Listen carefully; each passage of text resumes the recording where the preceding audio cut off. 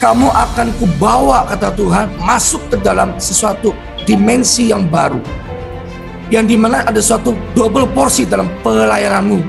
Ini sebuah perkataan yang kedua kalinya aku berikan konfirmasi untukmu. Ada suatu bonus di mana saya melihat ada sebuah rumah. That's why ketika Pastor Thomas tadi berkata, this is the second, ini yang kedua, konfirmasi kedua. Tuhan ingatkan hal yang sama tadi, bahwa kamu akan dipakai untuk memberkati banyak orang, tidak hanya lewat pujian, tapi lewat firman Tuhan. Itu yang membuat saya menangis, itu yang pertama.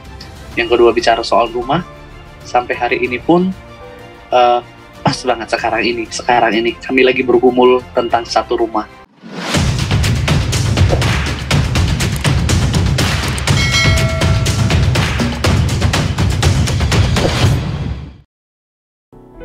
Hamba berdoa untuk Pak Michael. Tuhan berkata untukmu, karena engkau sudah berani melepaskan sesuatu keputusan yang berat, engkau berani melepaskan sesuatu yang berat itu, maka ini di dalam 2 tahun ini, kamu akan kubawa, kata Tuhan, masuk ke dalam sesuatu dimensi yang baru, yang dimana ada suatu double porsi dalam pelayananmu. Bahkan Tuhan katakan, engkau enggak cuma di situ. Ada suatu awan kemuliaan yang akan Tuhan berikan kepadamu.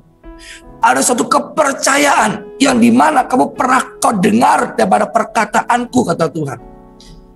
Ini sebuah perkataan yang kedua kalinya aku berikan konfirmasi untukmu. Bahkan ada suatu bonus di mana saya melihat ada sebuah rumah yang sepertinya besar. Di situ engkau sedang memuji dan menyembah. Ada sebuah taman dan di situ engkau seperti engkau sedang memuji, seperti Daud menyembah dan memuji. Demikian Tuhan katakan, aku berikan padamu.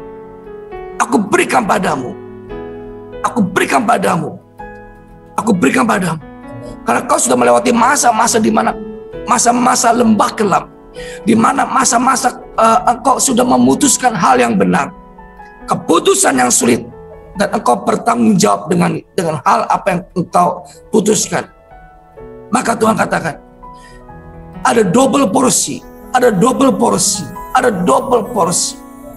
Dan Tuhan katakan, tidak ada satu hal yang terluputkan daripada mataku. Dan Tuhan katakan, Michael, ini belum selesai. Ini belum segala sesuatu. Ini baru awal. Dan awal inilah seperti yang aku pernah memberikan kau penglihatan.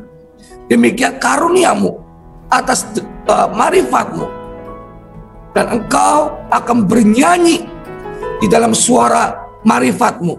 Engkau akan banyak dengar suara-suaraku. Bahkan nanti engkau akan banyak menulis setiap syair surga mengalir atasmu. Dalam nama Yesus. Haleluya. Amin. Haleluya. Ya, puji Tuhan. Luar biasa penyertaan Tuhan atas Pak Michael. Thank you, Pak. Thank you. Nanti kalau disambung jadi panjang lagi ini, karena kasih aku 5 menit lagi ya. Jadi saya nggak bisa. Boleh berikan 5 menit ya, Pak? Boleh, Pak. Boleh sekali. Dari tadi nggak bisa berhenti menangis karena saya tahu banget. Saya ini kan orang itu selalu nanya, Michael nggak ada nggak ada kerinduan untuk menjadi seorang gembala, jadi seorang pendeta gitu. Saya katakan ada, tapi aku nggak mau melangkah duluan kalau bukan Tuhan yang suruh melangkah. Saya katakan begitu. Jadi orang-orang dikonfirmasi, saya nggak mau melangkah tanpa Tuhan yang suruh. Saya katakan begitu. Jadi ceritanya itu, Pak, ingat banget pernah 2017 sebelum saya menikah 2017, hari itu puji Tuhan, mukjizat juga waktu itu yang buatin gaun istri saya itu Kak Jacqueline Selose, seorang worshiper juga ya, seorang hamba Tuhan. Itu pun karena doa juga itu. Saya ingat banget pernah dalam pelayanan, jadi pelayanan bareng sama Kak Jacqueline. Terus waktu itu saya belum terlalu dekat. Dia cerita bagaimana Tuhan sembuhkan, lalu dia menjadi seorang desainer yang dipakai untuk Miss World waktu itu di Bali. Ketika dia tayangkan foto-fotonya itu, ditayangkan di kesaksiannya itu, saya lagi duduk, saya katakan begini, Tuhan, one day istri saya akan pakai baju dari Kak Jacqueline. Dalam nama Yesus saya katakan begitu. Lalu kemudian tahun depannya pas lagi makan siang bareng-bareng gitu sama Ibu Gembala juga, lagi ngobrol, tiba-tiba Ibu Gembala ngomong begini, Kim, doain nih, Michael nih mau nikah, segera digituin. Kapan? Tanggal bulan sekian gitu. Tiba-tiba itu lagi makan siang, saya nggak ngomong apa-apa, Kak Jacqueline langsung ngomong, gaunnya dari saya ya, gitu. Itu kado saya. Wow, saya langsung berkata, ini doa saya beberapa waktu lalu gitu. Saya minta sama Tuhan one day istri saya akan pakai baju dari Jacqueline dan Kak Jacqueline, dan Tuhan jawab, saya katakan begitu. Nah, ceritanya ketika kita mau fitting terakhir, seharian itu saya nggak tenang, Pak. Saya nggak tenang. Saya nggak tahu kenapa saya nggak tenang waktu itu 2017. Apa ini gitu? Terus saya katakan sama istri saya, waktu itu masih belum nikah. Saya katakan begini, saya nggak tahu nih kenapa ya. Apa Tuhan itu kayak taruh nazar. Tuhan minta aku bernazar, tapi aku nggak tahu harus nazar apa. Saya katakan begitu. Lalu ketika istri saya berkata begini, mungkin nazar untuk menjadi gembala gitu. Istri saya ngomong gini, enggak lah, aku kan nyanyi, masa iya jadi gembala, nggak mungkin gitu. Terus selesai, kami ke tempat Kak Jacqueline. Malam itu kami ke tempat Kak Jacqueline, dia fitting terakhir. Lalu saya katakan begini, Kak Ekin, doa yuk, doa sama-sama gitu. Dia panggil suaminya, lalu kami berempat menyembah Tuhan. Saya ingat banget di ruangan tempat dia fitting itu, dia ambil gitar lalu menyembah Tuhan. Terus dia tanya, apa yang mau didoakan buat kalian? Saya katakan begini, apapun yang Tuhan taruh, berarti itu yang Tuhan mau gitu. Lagi menyembah semua, tiba-tiba Kak Jacqueline ngomong, dan Kak David juga suaminya, dia berkata begini, dari mulutmu terdengar puji-pujian, tapi dari mulut yang sama juga, nggak lama lagi akan terdengar firman Tuhan yang kau sampaikan. Engkau tidak hanya bernyanyi, tapi engkau akan dipakai Tuhan, mulutmu akan dipakai Tuhan menyampaikan firman Tuhan gitu. Lalu asalkan engkau mau.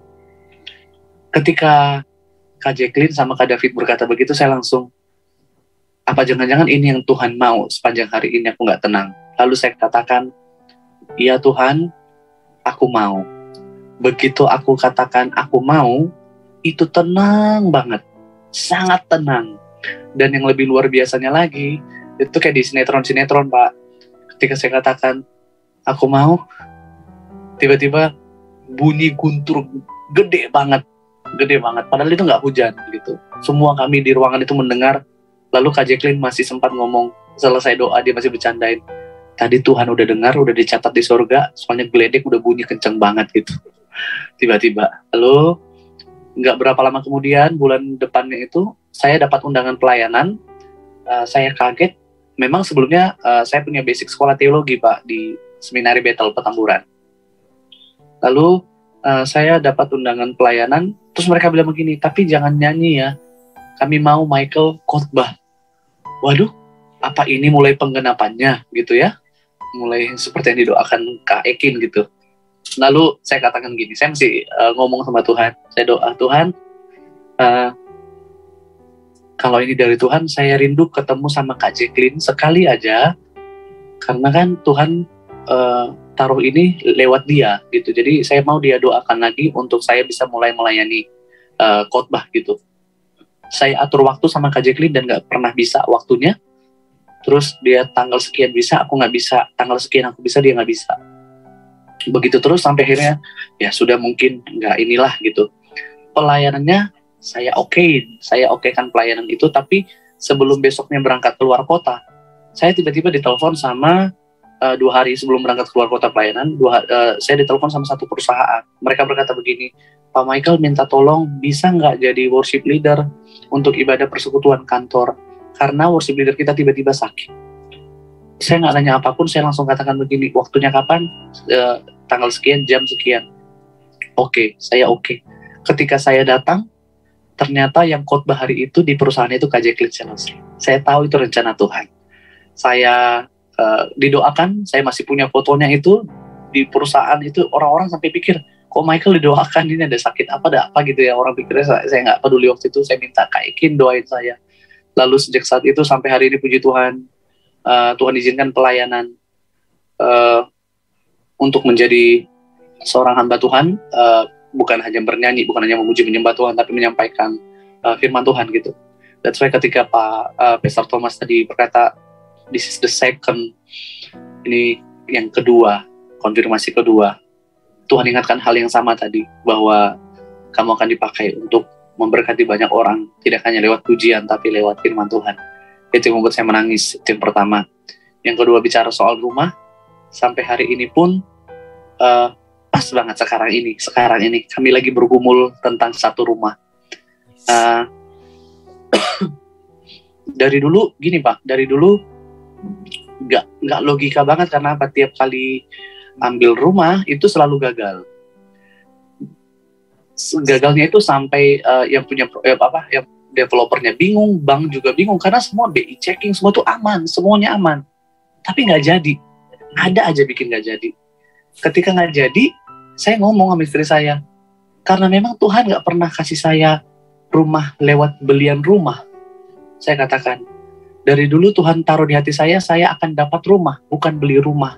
Saya katakan begitu. Dari dulu, saya coba semuanya atur, urus ini, semua gagal.